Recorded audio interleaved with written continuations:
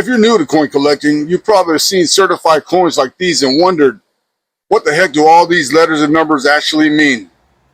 You'll see things like MS70, PR69, first strike, certification numbers, mint marks, and maybe ask yourself, how do I read one of these things?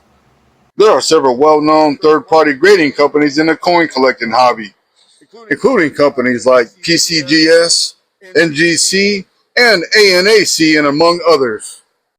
Each company has its own holder design and label layout, but they're all trying to communicate the same basic information about a coin.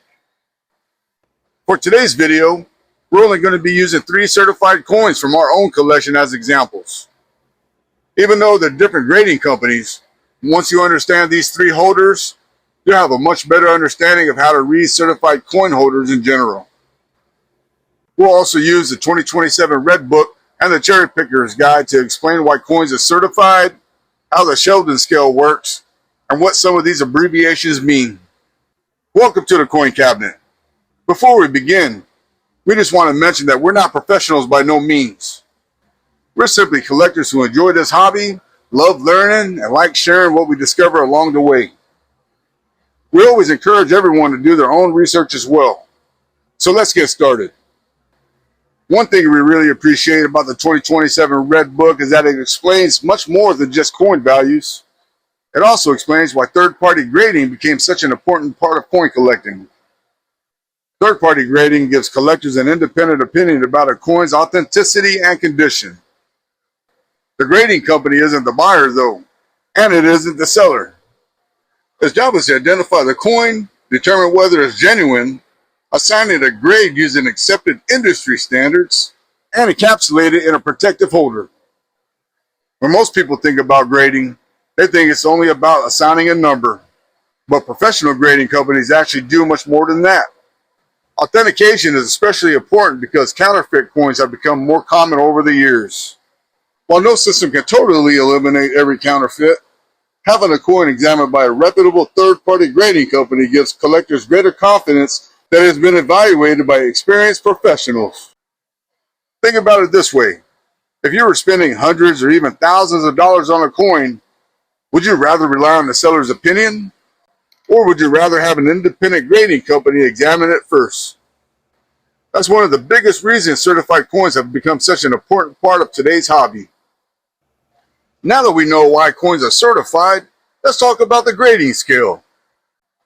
One of the books we use a lot here is called the Cherry Picker's Guide. While it's best known for helping collectors identify die varieties, it also includes some background information about the Sheldon scale. Unlike many grading systems that go from 1 to 100, coin collectors use a grading scale that ranges from 1 to 70. The scale was developed by Dr. William H. Sheldon.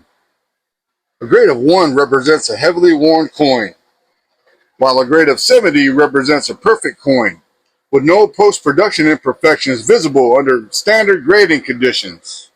Once you understand that, those numbers on certified holders begin to make a lot more sense. Now let's take a look at some real examples. Let's start with the Silver Eagle. The first thing we notice is the 2023 W. The W tells us it was struck at the West Point Mint. Next, MS70. MS stands for Mint State. That means this coin is a business strike that received the highest numerical grade on the Sheldon scale. The 70 tells us that this coin received the highest possible grade.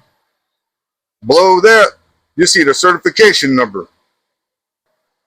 Collectors can use that number to verify the coin through NGC certification database. Now let's compare it to this beautiful commemorative. Right away we see 2022 W.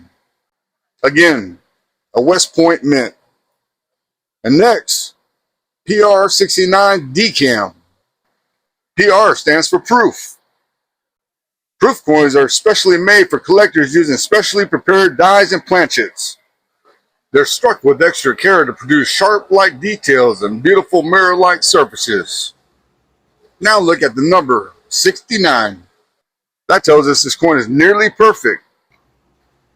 Next, DCAM stands for Deep Cameo.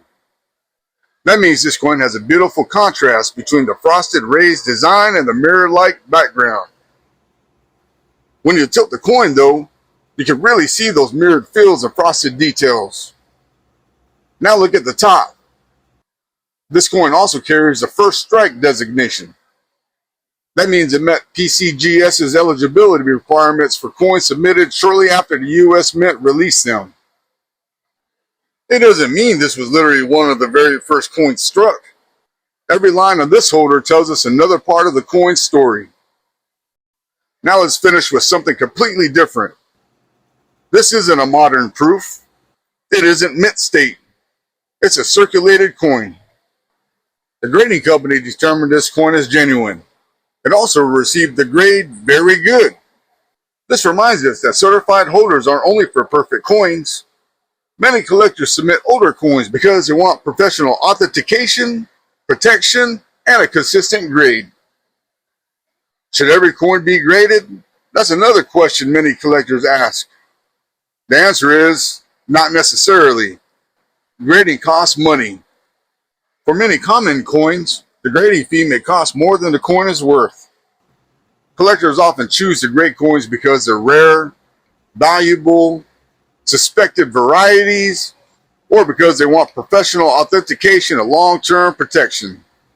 Doing a little research first can help you decide whether grading makes sense for your coin. Today we use 3 certified coins from our collection, the 2027 Red Book, the Cherry Picker's Guide, and a comparison chart to several well-known grading companies to learn how to read certified coin holders. Once you understand the labels, the grading scale, and why coins are certified, those letters and numbers aren't nearly as confusing. Now we'd like to hear from you. Do you own any certified coins? Which grading company do you see most often in your collection? Leave a comment below. We'd love to hear from you. If you enjoyed this video, please give it a thumbs up and subscribe to the Coin Cabinet for more videos about coin collecting. Thanks for watching the Coin Cabinet, and we'll see you on the next one.